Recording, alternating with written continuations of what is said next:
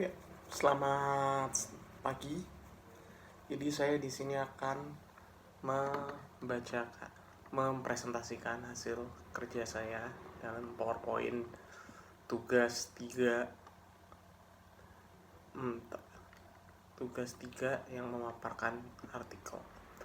Pendahuluan, di mana pendahuluan di sini saya membahas tentang bahwasannya bahasa Indonesia adalah bahasa nasional yang dijadikan alat komunikasi sehari-hari dan juga dipakai sebagai identitas nasional kita yang pertama kali lahir pada kejadian Sumpah Pemuda yakni 28 Oktober 1928 dan dikokohkan lagi pada saat di dalam UUD 1945 pasal 36 pada 18 Agustus 1945. Di tengah era globalisasi ini, bahasa Indonesia menghadapi tantangan sekaligus peluang.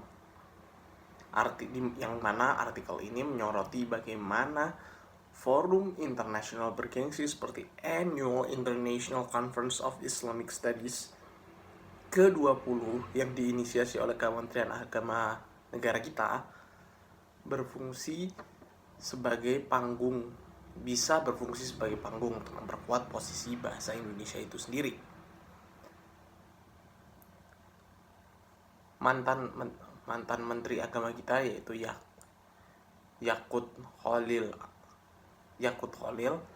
dalam pembukaan AIJIS atau Annual International Conference of Islamic Studies menunjukkan apresiasi dan kepatuhan terhadap amanat regulasi sekaligus menegaskan bahasa Indonesia sebagai bahasa yang mampu menjadi medium gagasan-gagasan penting dunia.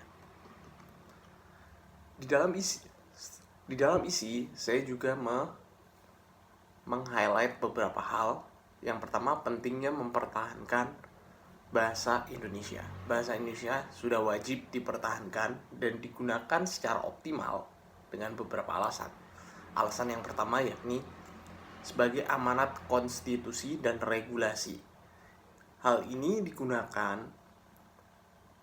sebagai hal wajib dalam forum nasional atau internasional di Indonesia sebagaimana yang tertera di dalam Perpres nomor 63 tahun 2009 pasal 27 ayat 1 yang berisi kepatuhan terhadap regulasi ini menjamin bahasa Indonesia menjadi tuan rumah. Jadi apapun yang dilakukan di Indonesia harus menggunakan bahasa Indonesia. Kemudian fungsi bahasa yang kuat dengan landasan hukum yang kokoh yakni Undang-Undang nomor 24 tahun 2009 serta Peraturan Pemerintah nomor 57 tahun 2014 yang menerangkan tentang fungsi bahasa baik secara nasional maupun internasional. Bahasa ini berfungsi heuristik. Apa itu? Memperoleh dan heuristik dan referensial. Kemudian bahasa juga berfungsi sebagai andil pembangunan dunia.